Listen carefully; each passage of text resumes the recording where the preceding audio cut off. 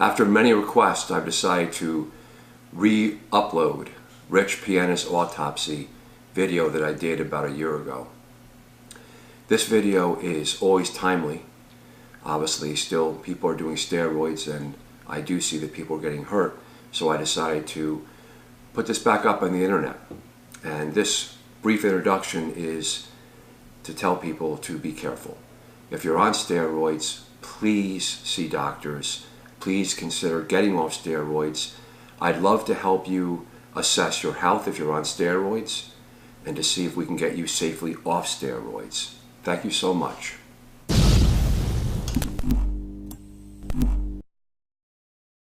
All right, so Doc, welcome. I just want to touch on, Rich Piana is back in the news. I know his autopsy, it just came out. Louis Marco actually posted a video last night. Shout out to Louis Marco for posting that video. He kind of touched on all the things that, the autopsy had been posted on about Rich Piana.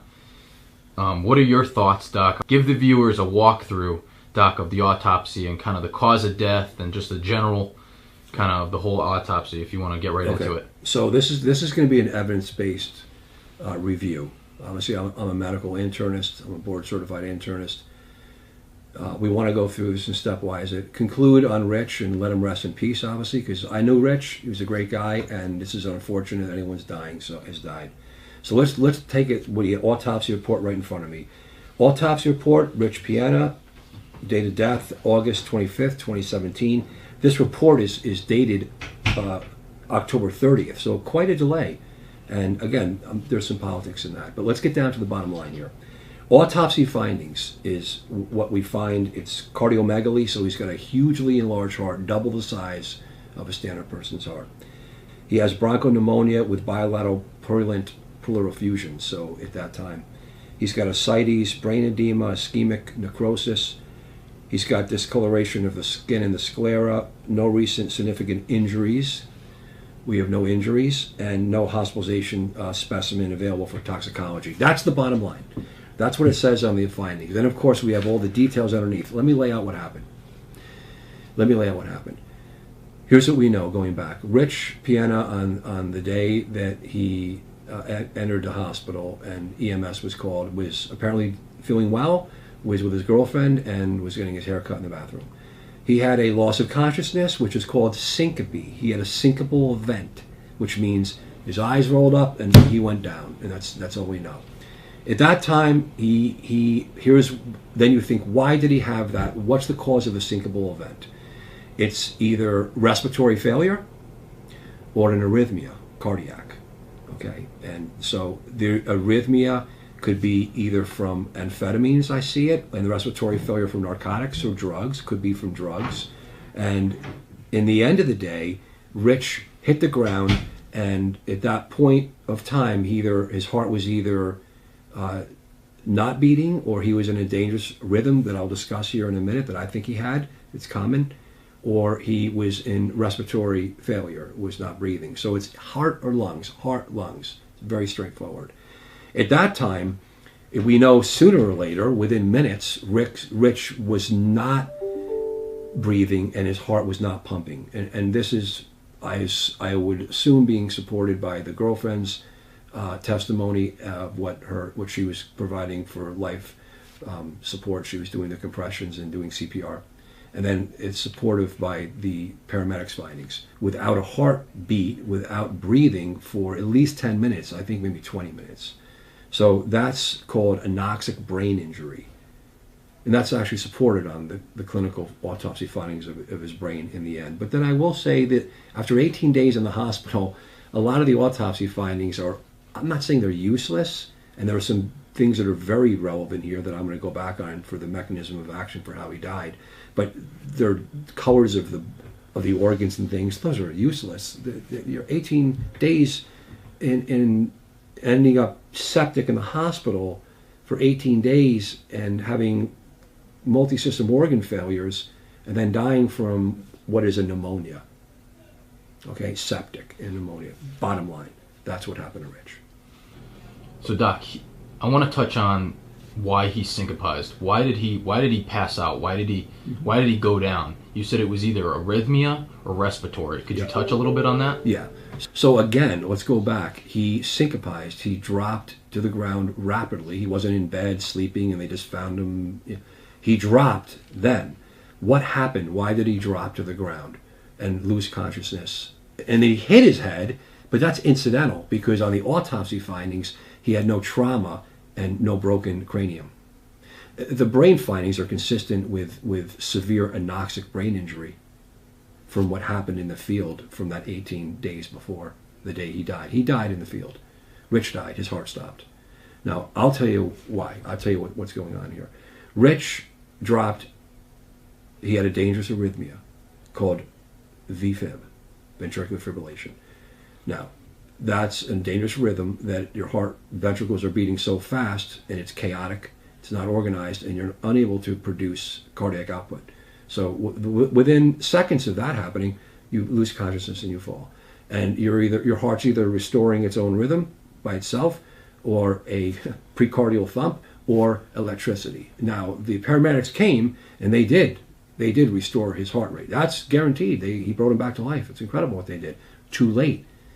Rich died, and he was not able to pump blood to his brain, causing what we see on this finding, anoxic brain injury. But imagine it was either amphetamines, and we're going to get the real bottom line is his heart. It's heart, and it's a multifactorial condition I'm going to lay out for you, which my suspicion of what actually happened is.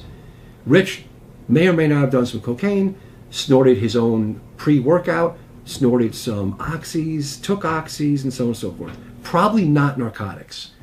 Narcotics, you don't syncopize. Of course you can, directly from narcotics. You of course, if you're injecting a ton of narcotics with fentanyl, you will syncopize, but you're probably already laid down in bed or a chair or on the ground, okay? Rich rolled back, eyes rolled back. The girlfriend said that. So that's going to be such a rapid cutoff to blood supply to the head because of heart rate. So he went into a dangerous rhythm. So my side is an arrhythmia. It's VFib, VTAC and VFib. Okay, it's just what it is. From what I'm gathering, it's definitely not it's definitely not lungs. It's definitely heart. The lungs killed him in the end because he went through a decline over 18 days and he was septic, and in the end, he succumbed to a hospital-acquired pneumonia. They let him go. They made him comfortable, I'm sure, at that point. I'm sure he was septic, and I'm sure his blood pressures were in the tank, and they made decisions that then he starts having multisystem organ failure. And those are the findings you see, the congestion in the kidney in the liver, and the small amount of ascites. That's a transudative fluid that's in the abdominal cavity. It's nonspecific. I believe he has an arrhythmia. Now, let's talk about the mechanisms that I love. This is so cerebral for me, for an expert to put together. And again, we're just putting these together based on knowing what happens commonly and as much data that we have. And there's some data we don't have. We don't have tox report. We don't know if it was cocaine, amphetamines, narcotics, alcohol. We just don't know. So I'll bet you none of that played a role. Rich had a massively enlarged heart. Let's talk about the data now that we know. He had cardiomegaly. His heart was 670 grams. The average heart is about 300. So Rich's heart was twice the size. And I think for the data, Rich explained in the last couple months or a year, he had a large heart and he was working on that stuff. And so steroid users, growth hormone use, insulin, so on and so forth, being a big man, just by being 300 pounds, his heart's proportionally going to enlarge.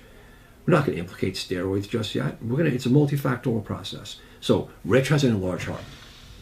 He may or may not does drugs, the amphetamines. I would say cocaine, amphetamines. You can get vasospasm of the coronary artery, which could lead to a myocardial infarction, either transiently, or he had a blocked heart, which the data shows that he didn't have coronary artery disease. This is scientific now. Rich didn't have a heart attack, folks. He did not have a myocardial infarction. Why? Because on the evidence, on the autopsy, he had no scarring. He had no necrosis. He had a massively enlarged heart, but his coronary arteries interestingly enough, he had mild coronary artery disease. Mild. Not enough occlusion and blockage to cause an acute thrombus, probably, and therefore myocardial infarction. But this is what I see for steroid users when they have bypass surgery and stents placed if they have a heart attack. Rich didn't have a heart attack. Rich had an arrhythmia. So Tom, in lamest terms, he didn't have enough plaque in his arteries to cause a heart attack. No. Pretty good genes, because for a 46-year-old man, the way he was living with the steroids, pretty damn good genes. This is science, though, folks. He didn't have coronary artery disease significant. He didn't have a heart attack. He did succumb to his heart, though. He had an arrhythmia. Let's talk about the arrhythmia, okay? He had an arrhythmia, which is called ventricular fibrillation. Common things are common. As a matter of fact, if you look for the data for people that collapse in the field, outside the hospital, before the hospital, up to 85% of them have a rhythm called VFib. Okay, what causes VFib? The majority of VFib is caused by coronary artery disease. Rich didn't have coronary artery disease, not enough to cause VFib. The next would be congenital heart disease. There's congenital abnormalities in the electrical system, not to mention the enlarged septums and so on and so forth, that can cause it. Rich had an enlarged heart massively. He had cardiomyopathy. Here's what I think happened. His heart was globally enlarged. They didn't do biopsies of the heart muscle. They didn't talk about it. They talked, this is an autopsy. They don't do that. It wasn't done. That moons lined up. He might have tipped it off with some snorting, some pre-training stuff that he does, or some cocaine or amphetamine. It doesn't even matter. The moons lined up. He dropped into a dangerous arrhythmia called VFib. No question. He was on the ground. He was in VFib. His heart wasn't connecting. It wasn't going back into sinus rhythm. They tried, the girlfriend, God bless her, she tried to do what a first responder would do without having technology and ACLS protocol. And she called 911. They came, I don't know, Matt, they came 15, 20 minutes. Probably too late. He was dead. Rich entered the hospital with severe anoxic brain injury. It says it right here. It's just necrotic. He had brain injury, but he didn't die from a blood clot in his head. He didn't die from a blood clot in his lungs. That's a pulmonary embolism. It's interesting that PMMA and synthol and some of these injectable oils can actually break off, and you can get oil embolus and what looks like a pulmonary emboli. But he didn't die from that, because that would be something they'd pick up right then and there in the ER, in the acute workup. So he's put in a medically induced coma, of course, and they stabilize his heart, and he is waiting, and his brain was very damaged. And I'm sure at a point with the family over this period of time, they made decisions to make him comfortable, and they held life support, and he moved on.